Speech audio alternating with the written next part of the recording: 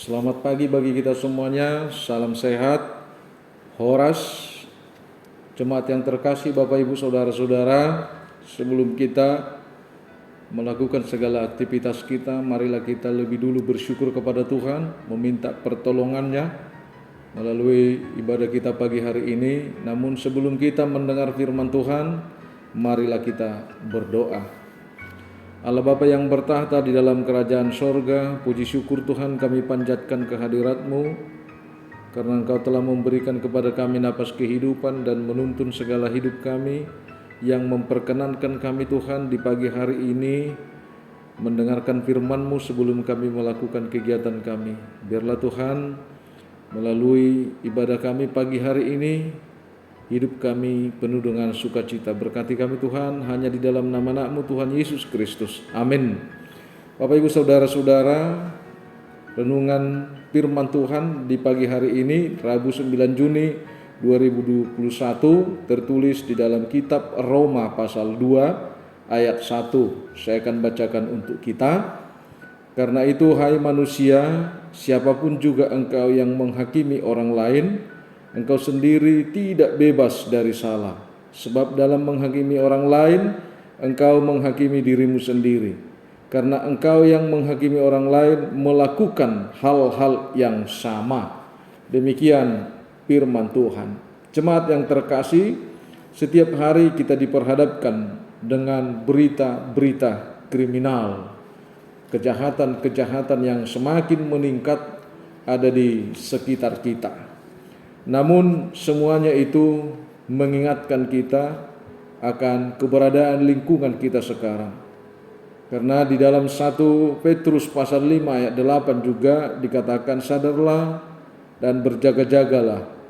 Lawanmu si iblis berjalan keliling sama seperti singa yang mengaum-aum dan mencari orang yang dapat ditelannya. Artinya, kejahatan itu bisa datang kepada siapapun dan dilakukan oleh siapapun. Banyak hal yang telah dilakukan oleh manusia itu untuk mengurangi tingkat kejahatan, baik secara lembaga maupun melalui organisasi serta agama. Namun kejahatan itu tidak bisa hilang, dan orang jahat pun tidak akan pernah berkurang. Jika mindset daripada berpikir seseorang itu menyalahgunakan kebenaran, ilmu pengetahuan, dan jika juga menyalahgunakan pemahaman akan firman Tuhan secara logika bukan dengan secara iman, maka akan menimbulkan banyak orang-orang yang akan bertambah di dalam dunia kemunafikan. Apa itu yang disebut dengan kemunafikan? Muka nabi, pikiran kotor. Artinya pada zaman sekarang ini banyak yang kita lihat Bapak Ibu saudara-saudara berbicara lembut, namun hatinya menggigit, hatinya memakan, hatinya memangsa. Jemaat yang terkasih di dalam Kristus Yesus, pagi ini kita kembali diingatkan akan hukum Tuhan serta kasih Tuhan. Namun di balik penghukuman itu, kita diingatkan di dalam firman-Nya ada nasihat-nasihat yang begitu berharga bagi kita. Bahwa di balik hukuman Tuhan itu ada anugerah yang besar yang akan dilakukan di dalam kehidupan kita. Ada banyak di balik penghukuman itu, di balik kejahatan itu, ada anugerah-anugerah sebenarnya yang harus kita lihat, bahwa tidak selamanya manusia itu aman dan tentram dengan kejahatannya. Bapak Ibu saudara-saudara, firman Tuhan pagi ini benar-benar hadir untuk membongkar warna daripada setiap kehidupan kita. Warna dari setiap pribadi manusia itu, sifat dan sikap dari setiap pribadi manusia itu, serta apa yang membungkus kehidupan manusia itu, serta pola hidupnya selama ini. Itu yang pertama. Yang kedua, kita harus mengenal kodrat kita sebagai ciptaan Tuhan. Artinya, Bapak Ibu saudara-saudara, nilai dan kodrat manusia itu adalah gambar Allah. Tentu Allah tidak pernah menciptakan manusia itu meleset dari apa yang menjadi rencananya. Allah tidak akan pernah membuat atau menciptakan manusia itu bukan dari kehendaknya, tetapi itu adalah dari kehendaknya. Bapak Ibu saudara-saudara, yang ketiga, Tuhan menciptakan manusia itu tidak sama dengan ciptaan yang lain. Artinya bahwa manusia itu lebih mencintai kebenaran, kebaikan, bukan mencintai kebebasan. Sekalipun manusia ingin bebas, tapi Tuhan menginginkan manusia itu bebas di dalam kebenaran. Manusia itu bebas melakukan kebaikan. Karena itu Bapak Ibu saudara-saudara, kita mempunyai satu komitmen bahwa manusia itu diciptakan Tuhan pembawa damai di mana dan apapun situasinya. Bapak Ibu saudara-saudara, firman Tuhan juga mengingatkan kita bahwa nilai dan menghakimi akan mengubah pribadi kita dari pribadi yang beretika menjadi pribadi yang tidak memiliki norma, yang tidak memiliki sopan santun, yang tidak memiliki tata krama. Karena itu, kenapa kita diingatkan oleh firman Tuhan supaya kita tidak menghakimi? Bapak Ibu saudara-saudara, lakukan dan berorientasilah dengan kebenaran Tuhan. Itulah yang terpenting pada pagi hari ini. Apa yang telah kita lakukan? Ketika kita melihat kesalahan orang lain, kita cukup menghakimi. Ketika kita melihat orang lain melakukan kejahatan, kita hanya cukup untuk mengatakan apa yang disebut dengan hukuman.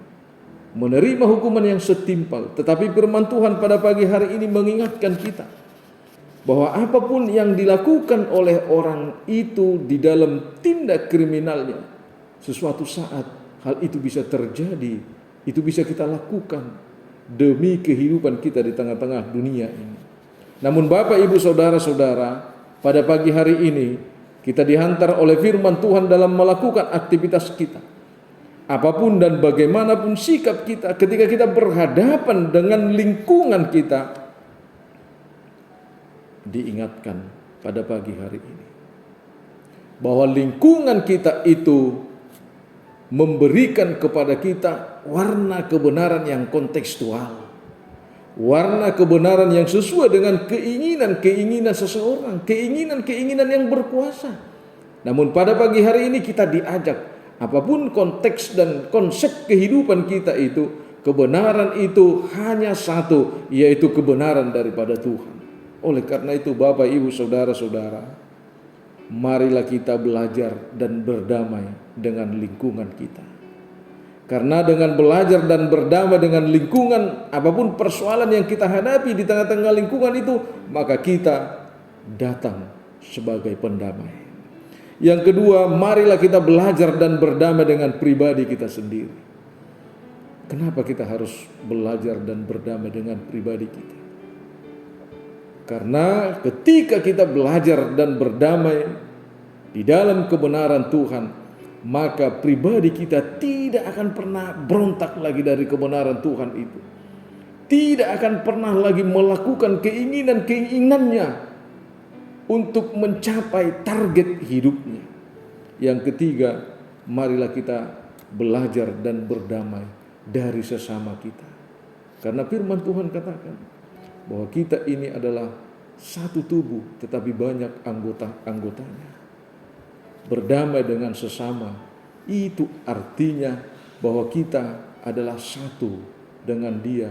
Itu artinya bahwa kita saling bertanggung jawab untuk melakukan yang terbaik dalam kehidupan ini. Yang keempat, Bapak, Ibu, Saudara-saudara, dikatakan belajar dan berdamailah oleh kebenaran Tuhan. Melakukan segala sesuatu dengan kebenaran Tuhan. Melakukan segala sesuatu dengan orientasi kebenaran Tuhan. Apapun persoalannya, nilai hidup ini bukan terletak apa yang kita inginkan, apa yang kita katakan, namun nilai hidup ini terletak di dalam orientasi apa yang Tuhan katakan. Oleh karena itu, kita diwajibkan untuk hidup di dalam kebenaran Tuhan.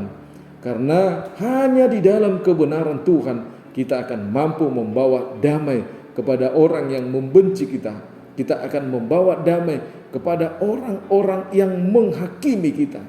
Oleh karena itu, perdamaian, kedamaian, sukacita di dalam kebenaran Kristus akan mengikat kita dengan kasih yang kudus di tengah-tengah persekutuan kita. Saudara-saudara, jemaat yang terkasih, jangan pernah menilai orang lain untuk menghakiminya, tetapi menilai orang lain untuk menyempurnakan kehidupannya.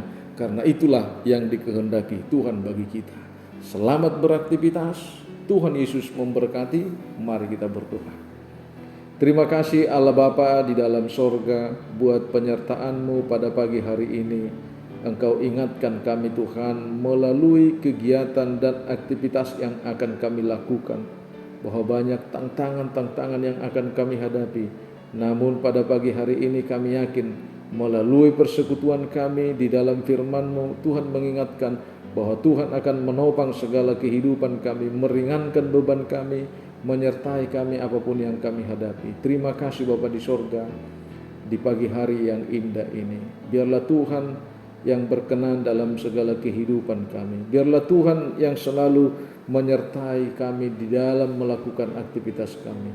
Kami berdoa Tuhan buat setiap jemaat-Mu, dimanapun mereka berada, apapun yang akan mereka lakukan. Kami juga berdoa buat bangsa kami. Secara khusus kami berdoa Tuhan buat gereja-Mu HKBP yang telah Tuhan hadirkan di tengah-tengah dunia ini.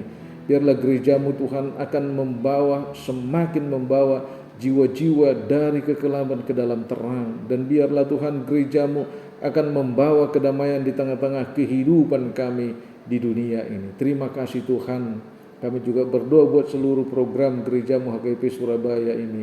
Biarlah Tuhan yang mengangkat tangan untuk memberkati kami, memampukan kami Tuhan untuk mengasihi sesama kami, untuk mengasihi pelayanan kami, untuk melakukan pelayanan kami yang terbaik di tengah-tengah jemaat-Mu. Kami berdoa Tuhan buat segala aktivitas kami.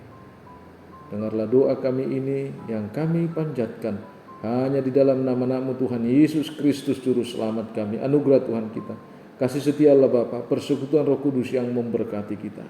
Amin.